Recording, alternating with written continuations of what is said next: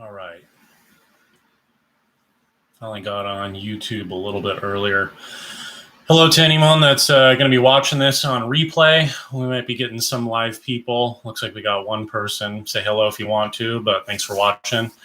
All right, so last week I did a shave, not on camera. I'm using the same exact setup. And then if you guys have seen any of my shave videos before, I'm going to be doing a totally different method for my passes. Usually I do my first pass against the grain, and I will probably do a 3-pass shave today. So real quick, I put a very generous amount of SV pre-shave on.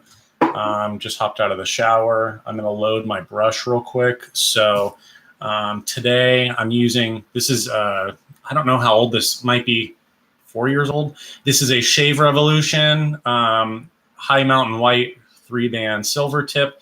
This tends to be my favorite brush. I call it a workhorse. It tends to have probably the best lathering capabilities. Today I'm using from SV Apuntia, and I put on a very small amount of kokum and mango butter on top. So hope everyone that's watching is doing good. Beginning of the week, wanted to get a shave in. Okay, we'll go just a little bit longer.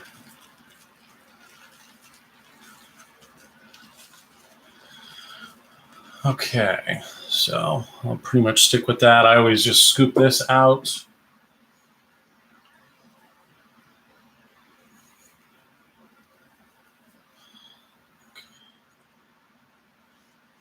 But as usual, I have this video link posted on a few different Facebook groups, a couple different shave forums. This will get uploaded to YouTube publicly after.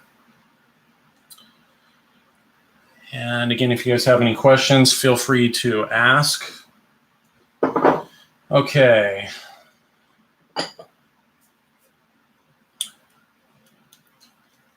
So Apuntia tends to be a pretty thirsty soap. In my last shaves on video, I used Mana DC Chilia Beta 4.0 and Beta 4.3. Those are both pretty thirsty soaps. In my opinion, Apuntia might even be more thirsty. And if you guys haven't seen any of my videos, I've kind of mentioned that I will really not make this channel a review channel, but I guess as normal, I have to always eat my own words.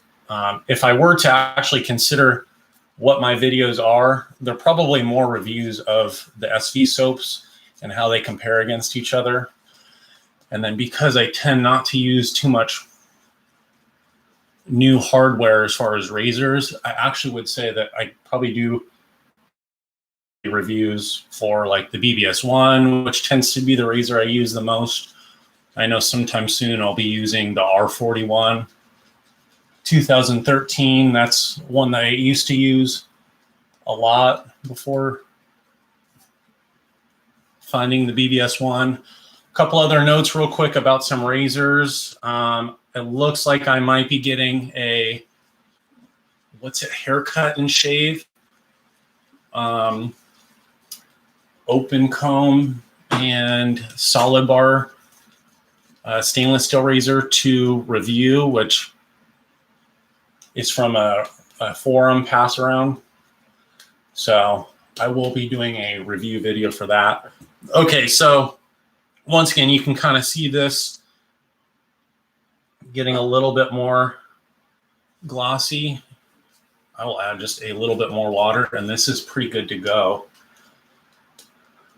I'm still hoping that maybe within the next couple months, depending on what's going on with pandemic worldwide, maybe Italy and the people at the Focus Razor Company will be able to finish production of the various TRI-TOK, the TriTalk, I guess. I don't know how it gets pronounced, but I know that I've been seeing more and more people here on the American forums see if they can get anybody to sell them theirs. So I'm going to go just a little bit more water, you guys. That's pretty good. But yeah, I know that I think a lot of people are anxious to give those 3 razors that are being released. There's a mild, an aggressive, and then a slant, all made out of aluminum, that are priced very, I think, appropriate. Okay. So today, instead of starting with the BBS one, here's what I do, you guys, when with this container that I have, all my bloom water just sat in there, and then I just dip it as I'm lathering, and then I just let that rest in between passes. So normally I start with the BBS 1 and go against the grain. So on, what day was that? Sometime last week when I did this shave, I did a night shave. I used the RazoRock Aluminum Lupo. This has a Timmer blade. This is the second shave for it. And I'm going with the grain. So I'm actually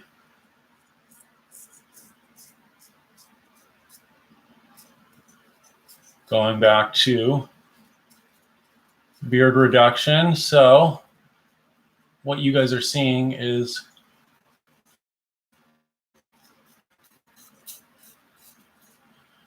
me do my with the grain pass.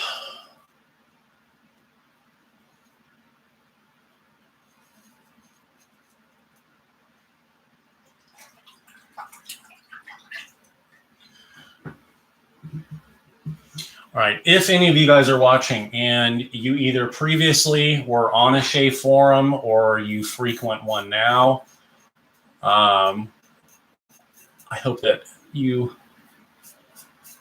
will get something out of this or maybe have a comment to contribute. But I think that there was a very good point brought up recently on one of the forums. And basically it had to do with, like you see on the video preview, you see a shave of the day photo, all the gear that I use. And in the post, it basically comes down to, when you see other people shave of the day photos, do you like seeing them if they only have expensive or rare or unique shave items? Or do you like a shave of the day photo for more of like the overall photograph? You know, like some of you guys make really nice shave of the day photos by taking your gear outside into nature and you get to show it there. And ultimately, most of the stuff that I'm using these days, I would more consider as probably moderately priced gear. I have used a lot of razors, brushes, soaps that can all, according to price or maybe with the quality that it's made with, I've used high-end gear. I'll just use that loosely. As someone that's been traditional wet shaving for quite a while, like with these videos, I don't expect very many new people to be watching these, but if you do have a YouTube channel, I would ask you to consider this. If you're doing review videos, I'm wondering how many people think that they're going to be growing their viewer base based on being able to do as many different product reviews as possible. And I think there's a couple different reasons for this. And even I'm the same way. I remember years ago, You know, if you frequent the forums, you're going to be getting a lot of pictures and detailed written reviews of different things.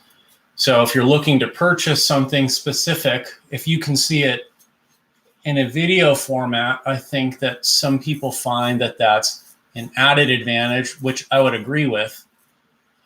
Now, the problem is, if I am watching somebody's YouTube channel and every single time I'm seeing a brand new setup or a new item, as a viewer who maybe is newer in wet shaving, does that inherently get me to think that it's better to, again, be buying more stuff, always getting the newest stuff?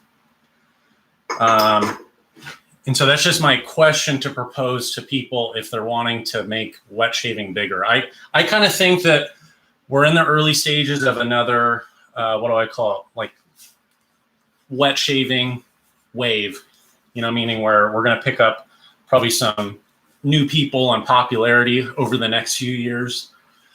But as many people that are still making content or starting to make videos again that have been in wet shaving for a while, are we really only building a new viewer base with still people that are experienced wet shavers? So this is something that I think about. Like, I do a lot of my videos to just kind of share with a lot of my people that I've known over the years in the forums, or people that I might have met at, you know, Old Town Shaving or at different, different shave meetups. So mine are not really intended to become big or popular. But what I think is important is, if you were to be someone that's influencing someone and getting them into wet shaving, what are the important things? Well, whatever gear they get first, you really do want to encourage them to stick with it for a little bit, to really understand if they're using it with the correct technique. Because here's the hard part. Even if you get your first setup, it may not be optimal, but it doesn't mean that you can't see an improvement in your technique and then also an improvement in your results. Because you may find, let's say after like 10 or 15 shaves with your very first setup, you may be able to pick out what you need to change or what may need to be your next purchase. So for instance, I don't know how many of us, when they did their very first wet shave, really knew how to get a good feel for what blades are most appropriate. And this is, again, when I was mentioning at the beginning of the video, what are we doing for a shave video? Well, again, I kind of don't enjoy these fully doing them on video, but the point of doing it would be to kind of share some things that I've learned over the years. And I still enjoy engaging with people. It's just harder to get a very good shave while doing it on camera. So my very first shave, I remember I had a Merkur HD 34C. I used a Big Ben, like stainless blade. And I think that was the only time I used it. So if you're getting someone into shaving, you're probably going to be telling them to get a safety razor with a blade sampler pack. And then on top of that, you're going to be telling them that you're going to have to play around with the different blades. So this will tie back into when I was talking about high-end gear. But for people that are new to shaving, they need to understand that you need to understand your gear, whether it's cheap, whether it's mid-range in price, or whether it's considered high-end gear. Gear only gets you so far if you don't know how to use something optimally. So I just really want to encourage people, if they're trying to get people into shaving, I hope that you're, not only encouraging people to try different things, but at a certain point, you have to stick with something long enough to know whether it really works well or whether there's something that could work better.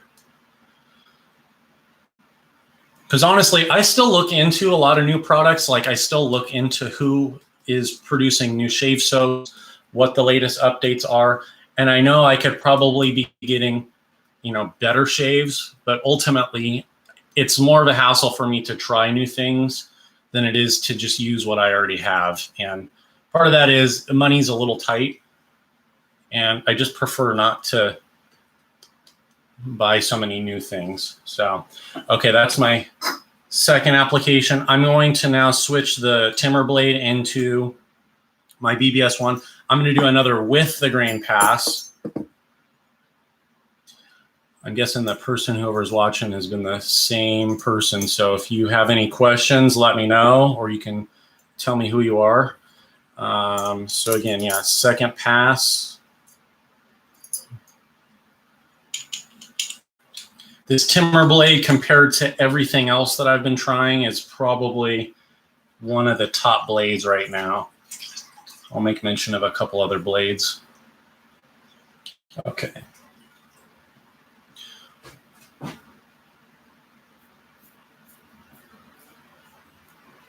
So when I was reading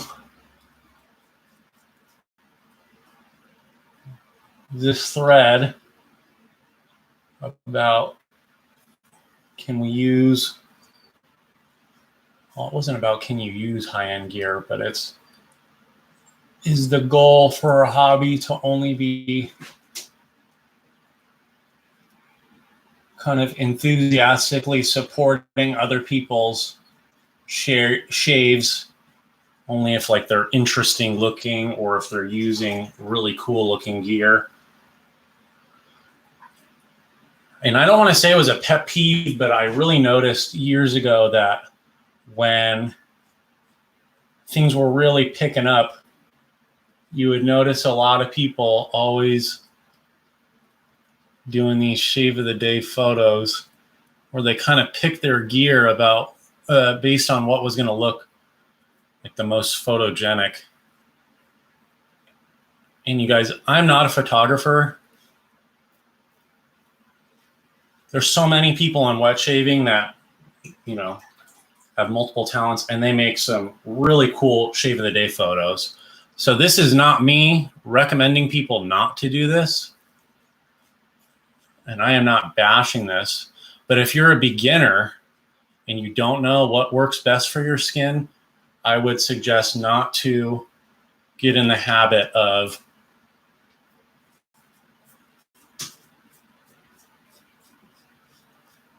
picking what you're going to use on your skin based on what looks good in a photo.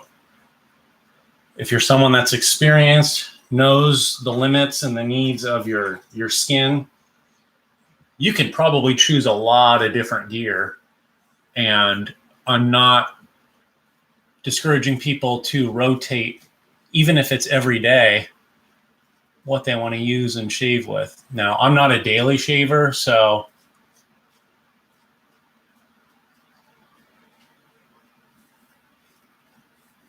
okay. That feels pretty decent. Okay.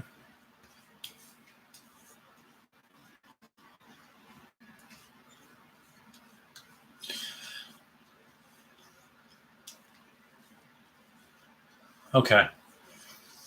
Now, just one quick little final point about what I was just talking about. So I have two brushes.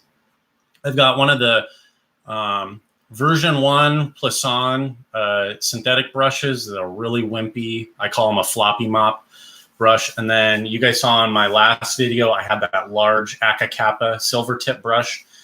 Okay, so currently out of the brushes that I own, that Akakappa, I think if you were to purchase it with shipping, you might be able to get it to your door, let's say for like $250 approximately. That would be USD. Now, I had shaved off camera with that Akakappa silver tip brush maybe like 2 weeks ago. And because it's so large, typically I have to be a little bit more attentive to, like, when I get ready to load, I got to shake out as much water as possible. And then when I'm working the lather, I typically can get a pretty good application. The reason why I bring those two up is I have my most expensive brush, the cheapest one. And honestly, I think that the synthetic brush is one that I could get more consistency out of. It's smaller. The lathering capabilities are really quick. So there isn't going to be as much luxury in using the Plisson. But it goes back to, just because I have a really expensive brush or maybe a nice looking brush, something that's more special and exotic, it doesn't necessarily mean that I'm going to get better results with it. So it's usually for very personal reasons, like it's going to get me a better shave. Very seldom are you going to see me switching to use something for, I don't know, like a reason why someone would want to see like, a certain brush, or, like me. I don't know how many people on YouTube have a BBS1. I don't show this to you guys because it's like, look, hey, it's rare. It's that I'm showing the gear that I use the most consistently, and I know what works best. So I'm only trying to share what I think is important. You guys, if you want to use a cheap razor that's $5 to $10, if it's made in a foreign country, or if you have something that is made closer to your own country that you live in, use what works best for you. I think it's really dumb for people to feel like they have to be influenced on what they're going to use based on somebody's comment or someone else's suggestion. So use what works well for you guys. I don't even know if I should do a second pass or a third pass. I mean, let me bring up one more point. Typically in the forums, and even I'm wanting to be able to successfully daily shave. So right now, this is a very comfortable close shave. It's not baby smooth, so obviously I didn't do an against the grain pass, but you get this comment a lot, especially on people that do daily shave videos. They say, you barely have any growth, and then when you shave, it's kind of like this accusation of you're not shaving with a blade and a razor. And I get it. So like that's one thing where I'm a little bit different in most of my videos. I've done videos where I have like 2 weeks worth of beard growth, and you're actually seeing a shave where you can get a lot of beard removal. So if you guys are disappointed by how many shave videos there are where you don't see a lot of people removing beard, that can be difficult. But ultimately, most people are trying to achieve that. So it's kind of a mute point in a way, because unless you ask for that person that shaves, like I am CBD, he does daily shaves. You could ask him, hey, would you want to shave, like maybe 4 days beard growth, so we have a little bit more visible beard. But the reason why I bring this up is the other comments that I see typically in the forums is, oh, people on YouTube have really bad form because, you might see a few nicks here and there. Well, most of the time on my videos, I'm taking off so much beard that I know I'm going to get nicks. And surprisingly, like this never happens. I did 2 passes, and obviously I did 2 with the grain. So it's a very mild pass. But this comes down to, if you're upset because someone is not demonstrating how to remove a lot of beard with whatever razor, you either need to request them that they shave more beard, or if your technique is perfect and you're on the forum, I don't mean this as like, you got to prove it. But if you really can shave daily 3 passes and you never have any nicks, you probably should show it on YouTube or on video so that people can see it and they can learn from it. But I don't really think it's very helpful if people are just, poo-pooing anyone that wants to upload a shave on video and then say, oh, well, they get nicks, they don't have good technique. I mean, honestly, if you can shave on video and show perfect technique, I give kudos to you. I've been shaving for a long time. I still don't get perfect shaves all the time. So I'm not going to do a third pass, but a couple things. I had forgot last year, these Gillette Rubies, I tried in the BBS1 and they felt really thin and really smooth. And somehow I had forgotten about them. So I ordered a 10-pack of these. And then I think these were listed as Sputnik. I think they're made by Gillette and they have a Teflon coating. So I got a pack of these to try.